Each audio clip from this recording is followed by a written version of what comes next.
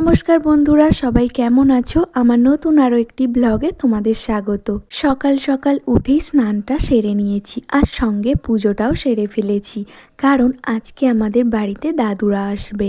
আর এই দেখো, অভি আমাদের সোনার জন্য একটা চকলেট এনেছে, তো ওটাই তাকে দিয়ে এলাম। বাড়ির সমস্ত কাজ সেরে আমি টিফিনটাও সেরে নিয়েছি আর তখন বাজে 9:30। চলো এবার বাবা কি কি বাজার করে নিয়ে এসেছিল সেগুলো গুছিয়ে নিই। আজকে দাদুরা আসবে, তাই বাবা মাংস আর চিংড়ি মাছ নিয়ে এসছে। দাদুরা বলতে অভির দাদু দিদা আর আমার দাদা শ্বশুর মশাই। সেই কবে থেকে মা দাদুদের আসতে বলছিল, কিন্তু দাদুরা এই আজকে আসবে। অভির আজকেও ডিউটির ছুটি নেই, তাই ও সকাল সকালই চলে গেছে আর আমি সকালবেলায় ওর জন্য রান্না সেরে ফেলেছিলাম।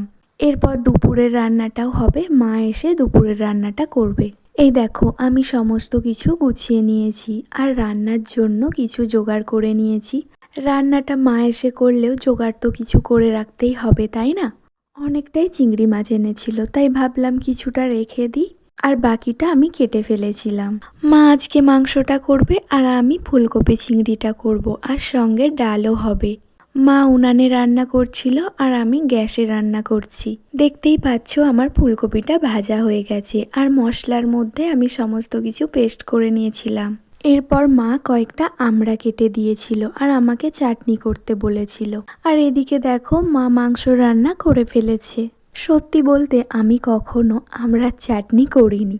মা রান্না সেরে স্নানে গিয়েছিল, আমি সেখানেই চলে গিয়েছিলাম জিজ্ঞেস করতে। এই দেখো, দাদু আমাকে একটা বইও দিয়েছে। এটা কি বই পরে তোমাদের সঙ্গে শেয়ার করব। চলো, অনেক কথা বললাম। এদিকে দেখো, আমাদের রান্নাও শেষ। কি কি রান্না হয়েছে তোমাদের তো আগেই বলেছি, তবুও আরও একবার বলে দিচ্ছি। আজকে হয়েছিল গরম গরম ভাত, তার সঙ্গে ছিল ডাল, ফুলকপি চিংড়ি, আর ছিল মাংস, আর শেষে চাটনি ছিল। আমি আর মা মিলে সবাইয়ের জন্য খাবার পরিবেশন করে দিলাম।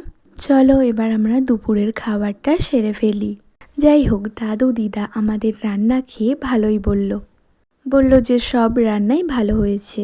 দুপুরের খাওয়া দাওয়া শেষ হওয়ার পর আমরা বসেই ছিলাম, কারণ দিদা দুপুরে ঘুমাতে পারে না, তাই দিদার সঙ্গেই বসে বসে কিছুক্ষণ গল্প করছিলাম। আর অভি তো বাড়ি ছিল না, তাই ওকে নিয়েই সারাক্ষণ গল্প চলছিল। চলো বন্ধুরা, আজকের মতো এখানেই শেষ করলাম। আর আমার মিনি ব্লগগুলো তোমাদের কেমন লাগে অবশ্যই কমেন্টে জানিও। সবাই ভালো থেকো, সুস্থ থেকো আর নিজেদের খেয়াল রেখো। দেখা হবে পরের কোনো ভিডিওতে। ওকে, বাই।